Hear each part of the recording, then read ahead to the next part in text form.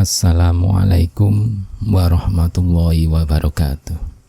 Selamat datang kembali di channel Radio Cerita Horor.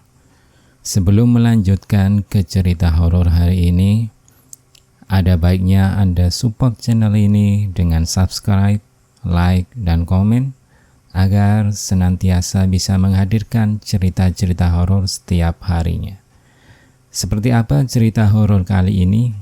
Mari kita simak bersama. Di sebuah kota kecil bernama Cipaku yang terletak di perbukitan Jawa Barat, kehidupan berjalan lambat namun damai. Penduduknya dikenal ramah dan saling mengenal satu sama lain. Namun ada satu hal yang membuat kota ini berbeda. Sebuah perumahan tua di pinggir kota, Villa Bukit Merah. Villa itu sudah ditinggalkan sejak bertahun-tahun. Meski dulunya merupakan tempat tinggal keluarga terpandang di kota itu, keluarga Ramdhani. Kabar yang beredar, seluruh anggota keluarga menghilang secara misterius. Suatu malam lebih dari 1 sampai 2 dekade lalu. Setelah kejadian itu, villa itu menjadi pusat berbagai cerita menyeramkan dan penduduk setempat menghindari tempat itu. Suatu hari, seorang peneliti muda bernama Dira datang ke Cipaku. Ia sedang menulis buku tentang kota-kota kecil di Indonesia yang memiliki sejarah kelam. Saat ia mendengar kisah tentang Villa Bukit Merah, rasa ingin tahunya tergugah. Namun, tidak ada satupun warga yang bersedia menceritakan detail kejadian malam itu. Mereka hanya berkata, "Lebih baik kamu tidak tahu, Nak. Itu untuk kebaikanmu." Namun Dira tidak menyerah.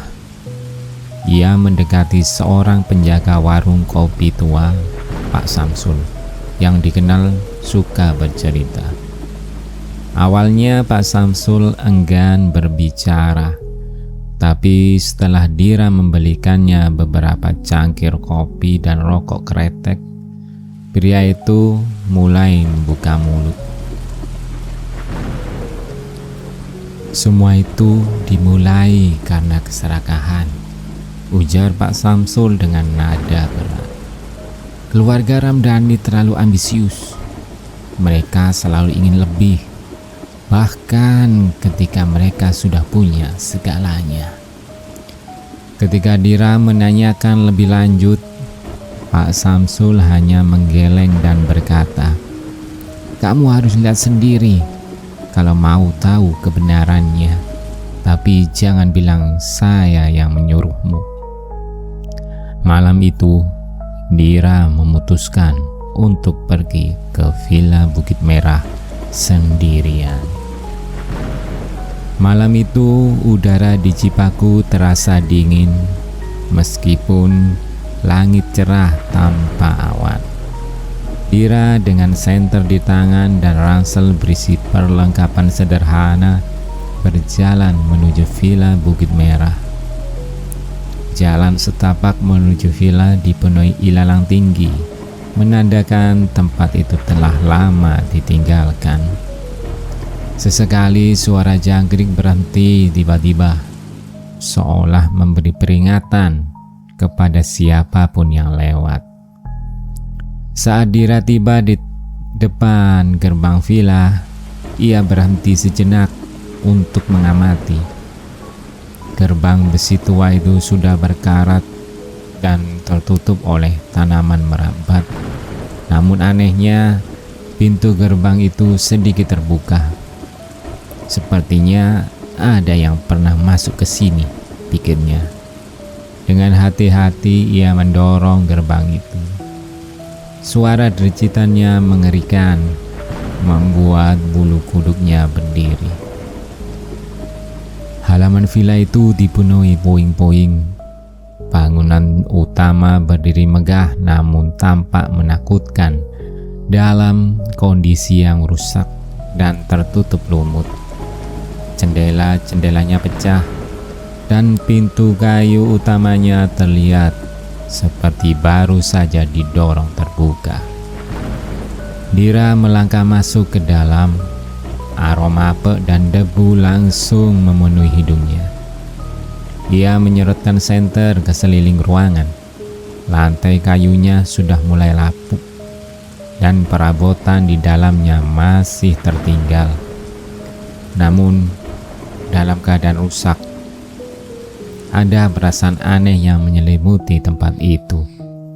Seperti ada yang memperhatikan dari kegelapan.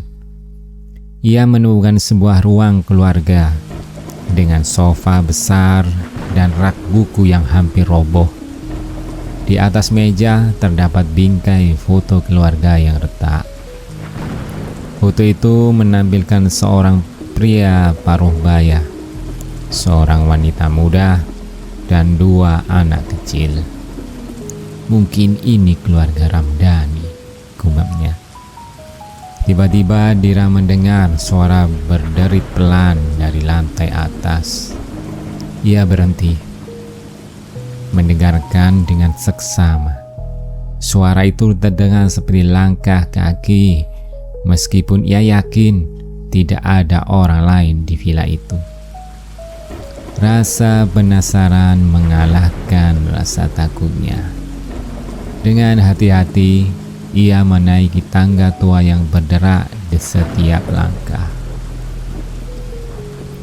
Tangga kayu yang dinaiki Dira berderak di setiap langkah, seolah siap runtuh kapan saja.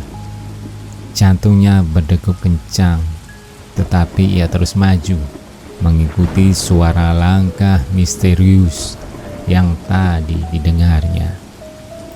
Lantai atas villa itu gelap gulita, hanya disinari oleh cahaya senter kecil di tangannya. Koridor panjang di depan Dira dipenuhi pintu-pintu tua yang terlihat seperti sudah tidak dibuka selama bertahun-tahun. Namun, satu pintu di ujung koridor itu sedikit terbuka, mengeluarkan suara seretan pelan, seperti seseorang atau sesuatu sedang bergerak di dalam. "Siapa di sana?" seru Dira dengan suara bergetar. Tak ada jawaban. Ia melangkah mendekati pintu itu dengan hati-hati. Tangannya gemetar saat mendorongnya terbuka. Ruangan di balik pintu itu ternyata kamar tidur utama. Unitunya masih utuh, meskipun penuh debu dan jaring laba-laba. Di atas tempat tidur ada sebuah koper tua yang setengah terbuka. Rasa penasaran membuat Dira mendekati koper itu. Ia menyerotkan senternya dan melihat isi koper tersebut.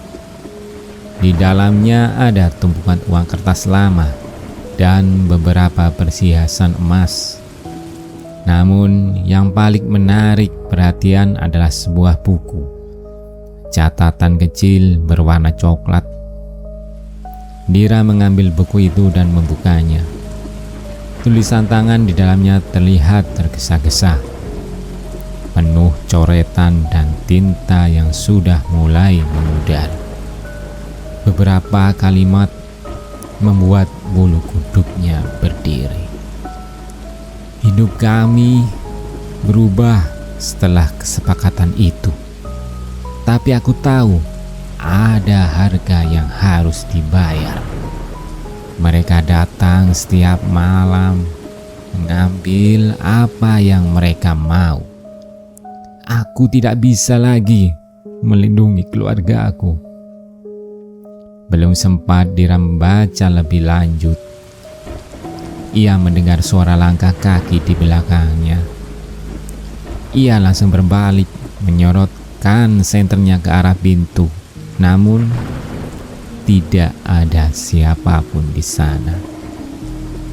Siapapun itu, aku cuma mau tahu kebenarannya, teriaknya dengan panik. Tiba-tiba pintu kamar tertutup dengan keras, membuat Dira melonjak mundur. Cahaya senter di tangannya mulai berkedip-kedip, seolah hampir mati. Dari sudut ruangan muncul bayangan gelap yang bergerak mendekat ke arahnya. Bayangan gelap itu perlahan membentuk siluet seorang pria tua dengan pakaian lusuh. Wajahnya samar, namun tatapan matanya yang kosong membuat Dira tidak bisa bergerak. Ia seperti terpaku di tempatnya. "Kenapa kamu masuk ke sini?" Suara pria itu terdengar serak, seperti suara yang sudah lama tidak digunakan. Dira mencoba menjawab, tetapi lidahnya keluh. Tangannya gemetar memeluk buku catatan yang baru saja ditemukannya. Aku cuma ingin tahu apa yang sebenarnya terjadi di villa ini," ucapnya akhirnya, namun suara hampir berbisik. Pria itu tertawa kecil, namun tawanya dipenuhi rasa sakit. "Apa yang terjadi? Apa yang kamu cari?" Semua yang datang ke sini ingin tahu, tapi mereka tidak pernah siap menghadapi jawabannya. Sebelum Dira sempat menjawab, bayangan pria itu mulai berubah. Wajahnya memudar, tubuhnya menyatu dengan kegelapan di sekitarnya. Dari dinding kamar, bayangan-bayangan lain mulai bermunculan, berbisik dengan nada mengerikan. "Keluar sebelum terlambat." Dira merasa jantungnya seperti akan meledak. Ia berlari ke arah pintu, mencoba membukanya, tetapi pintu itu terkunci rapat. "Tolong, siapapun, tolong aku!" teriaknya panik. Tiba-tiba suara berdebum terdengar dari arah koper tua. Dira berbalik dan melihat koper itu berguncang, seperti ada sesuatu di dalamnya yang ingin keluar. Dengan tangan gemetar, ia membuka koper itu sekali lagi. Di bawah tumpukan uang dan perhiasan, ia menemukan foto keluarga tua. Wajah-wajah di foto itu terlihat bahagia, tetapi mata mereka semua seolah menatap Dira dengan marah. Di balik foto itu tertulis sebuah pesan. Kekayaan itu terkutuk. Barang siapa yang menginginkannya, bersiaplah untuk kehilangan segalanya. Dira merasa tubuhnya semakin berat, seolah kekuatan dari foto itu menariknya masuk ke dalam kegelapan. Suara bisikan semakin keras dan perasaan tercekik semakin mencekam. Semua yang ada di villa ini tampaknya hidup, bernafas, dan menunggu saat yang tepat untuk menghancurkan siapapun yang datang. Dengan susah payah, Dira berlari lagi ke pintu. Kali ini dengan segala kekuatan yang tersisa. Pintu itu akhirnya terbuka dengan keras, membiarkan Dira keluar ke lorong yang gelap. Keringat dingin membasahi tubuhnya dan suara aneh seperti langkah-langkah berat mengikuti jejaknya. Namun di ujung lorong, Dira melihat sebuah pintu terbuka menuju luar villa. Pintu itu seperti menyambutnya, memberikan kesempatan terakhir untuk melarikan diri. Tanpa ragu, Dira melangkah cepat ke arah pintu itu. Sesaat sebelum Dira melangkah keluar, suara pria tua itu terdengar sekali lagi. Kali ini lebih keras dan lebih mengerikan. Kau tidak bisa keluar, anak muda. Kekayaan ini sudah menjadi bagian dari tempat ini. Tak ada yang bisa keluar dari kutukan ini. Dira menahan nafas, tetapi tidak berhenti. Ia berlari secepat mungkin dan berhasil keluar dari villa. Udara malam yang dingin menyapu wajahnya dan ia merasa sedikit lega. Namun saat ia menoleh, villa itu sudah hilang. Seakan lenyap begitu saja. Hanya pepohonan gelap yang tersisa dan seolah-olah tidak pernah ada villa di sana. Dia terengah-engah, berusaha memahami apa yang baru saja terjadi. Apakah semuanya hanya mimpi buruk? Apakah villa itu memang ada atau hanya sekedar ilusi? Tapi saat ia melihat ke dalam tasnya, sebuah benda kecil jatuh. Itu adalah sebuah cincin emas yang berkilauan. Cincin yang sangat familiar. Cincin yang pernah dikenakan oleh orang-orang dalam foto di koper tua itu. Wajah mereka muncul dalam bayangan Dira, menatapnya dengan penuh kebencian. Dira menyadari satu hal yang paling menakutkan. Ia tidak pernah benar-benar keluar dari villa itu. Kutukan itu mengikuti dan ia telah menjadi bagian dari cerita kelam yang tak akan pernah selesai.